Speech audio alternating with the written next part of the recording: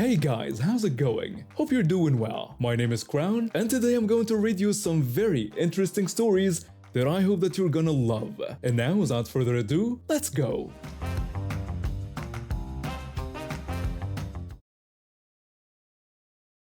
I was sitting on our front porch one morning scrolling through my phone when my mom rolled out in her wheelchair. She had been in it since her accident a couple of years back. We were just enjoying the quiet morning together. My mom and I have always been close, especially after my dad died when I was 12.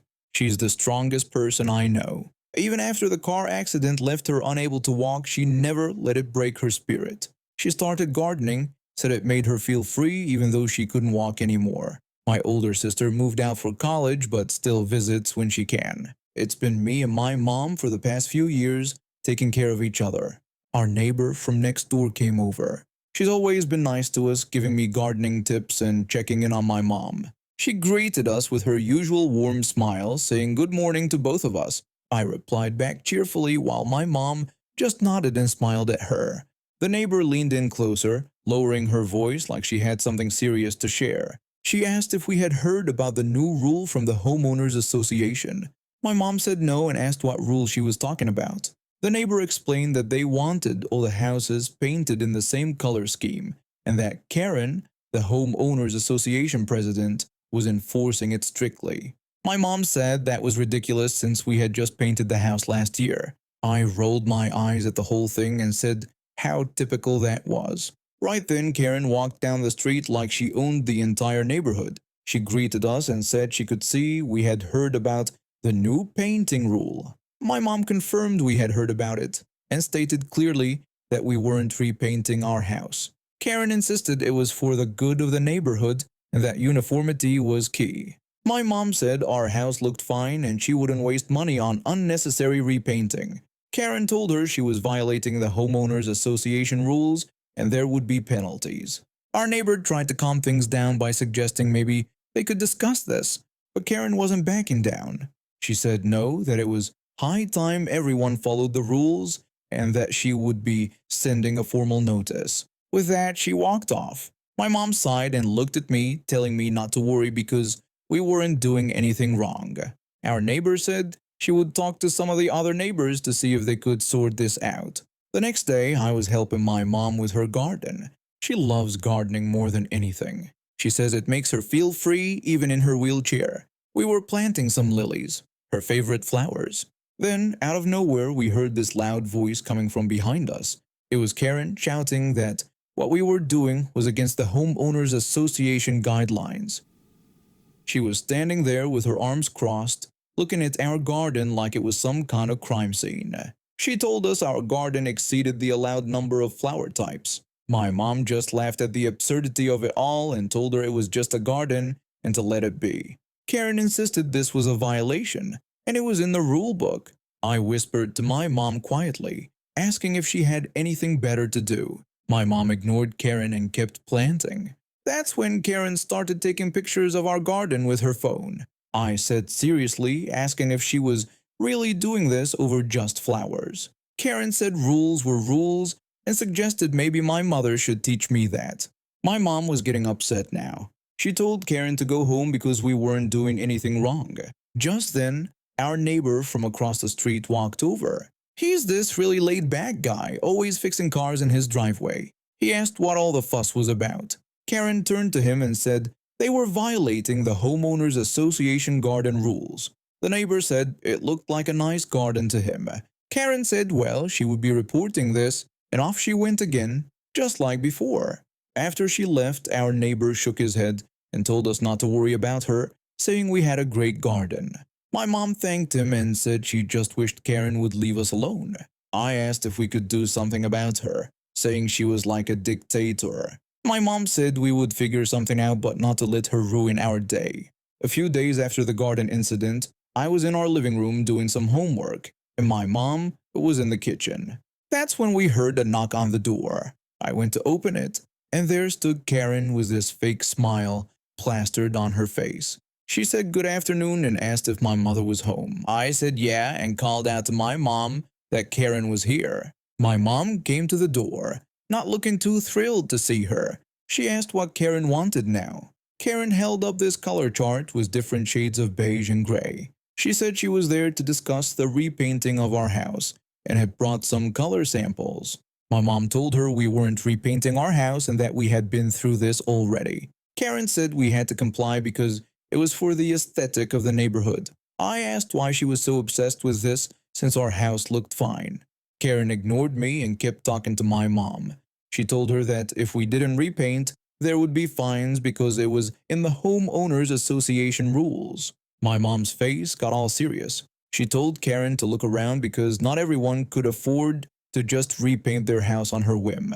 Karen said she was just enforcing the rules, and this was not a matter of opinion but a rule. I said those were rules that made no sense because our house was fine.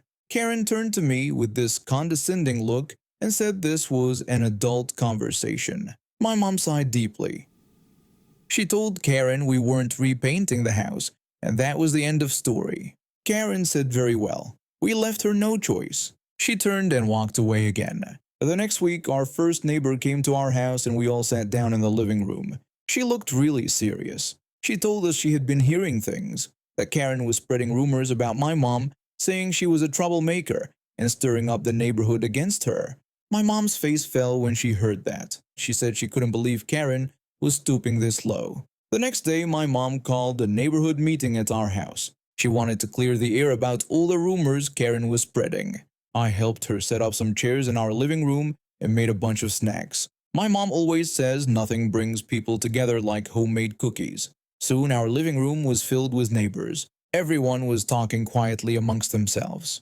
My mom wheeled herself to the front of the room.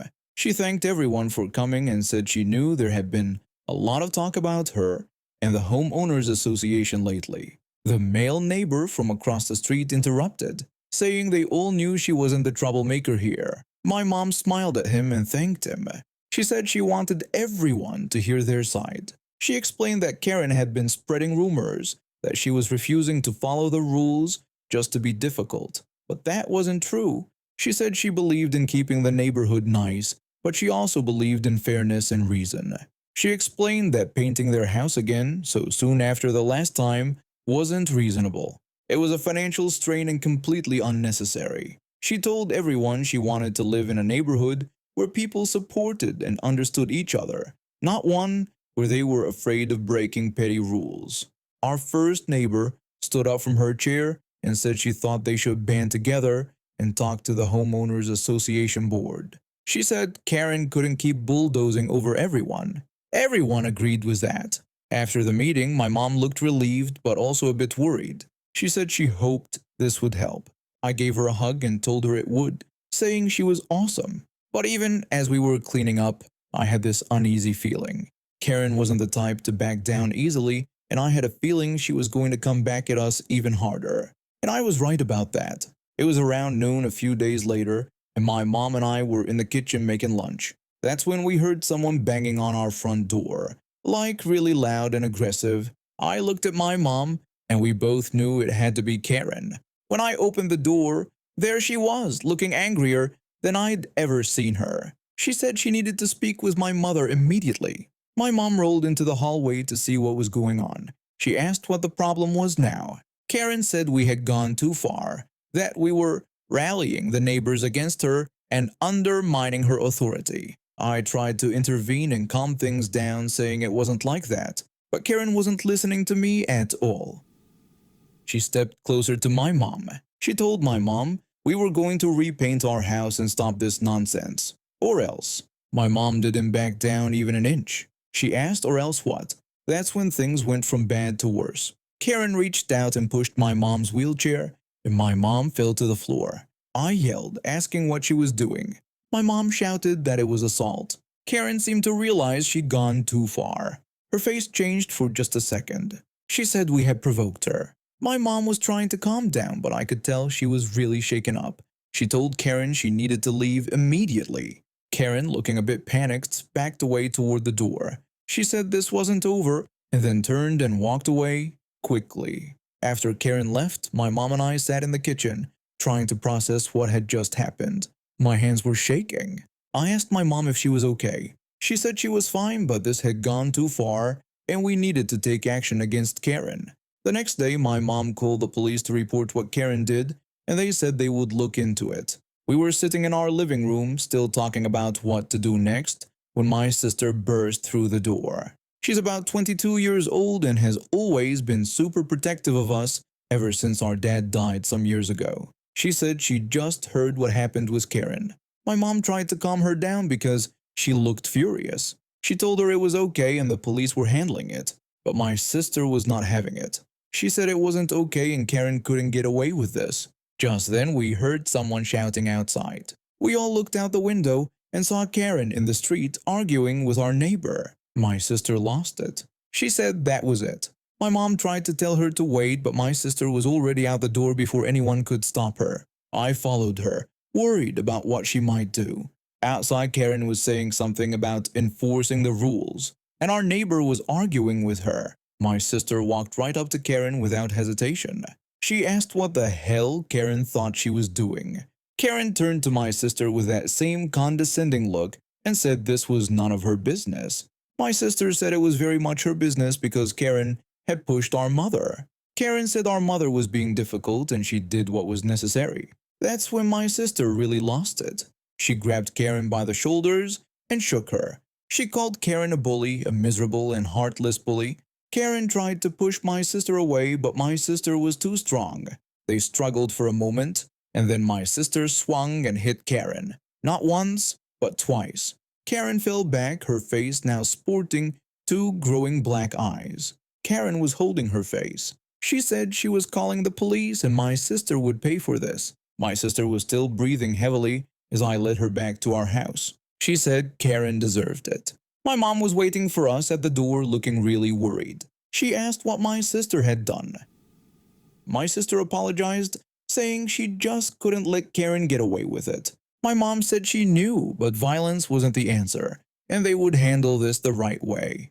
We all sat down trying to figure out what to do next. The police would be here any minute and things were about to get a whole lot more complicated. The police arrived not long after my sister had punched Karen. Two officers came to our door, looking really serious. One of them said they needed to speak with the person who assaulted someone. My sister stepped forward and said that would be her. The officers took us into the living room. They asked my sister to explain what happened. My sister told them everything, not leaving out a single detail, even the part where she hit Karen. The officer taking notes looked up at my sister and said she understood that assaulting someone was a serious matter. My sister said she did understand, but she had just lost her temper after Karen pushed our disabled mom. My mom added her side of things, saying she had reported that incident yesterday and that Karen had been harassing them for weeks. The other officer, a woman, looked sympathetic to our situation. She said they were taking this all into account and would need to speak with Karen as well. A couple of days after the police visit, we got a letter in the mail. It was from the Homeowners Association, but when we opened it, we realized it was more serious than just another complaint about house colors or gardens. It was a legal notice. My mom read it out loud to us. She said it stated that Karen was pressing charges against my sister for assault, and they were also fining us for not complying with the Homeowners Association rules. My sister looked devastated. She apologized, saying this was all her fault. My mom hugged her tight and told her it wasn't her fault, but we needed to talk to a lawyer because this was getting out of hand. The next day, we went to see a lawyer. He seemed really nice and professional. He listened to our whole story, nodding and taking notes the entire time. After we finished, he looked pretty serious but confident. He said this was a complicated situation and the assault charge was serious, but they could argue provocation given Karen's behavior. My mom asked what about the Homeowners Association fines. The lawyer explained that Homeowners Association rules could be enforced, but they had to be reasonable. He said they could challenge them, especially given the circumstances. It felt a bit better having a plan, but I was still worried. This was like real legal stuff now with courts and everything.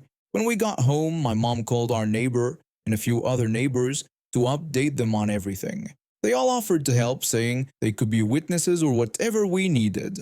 The next week was filled with lots of whispering and planning. My mom and my sister were on the phone constantly, talking to our lawyer.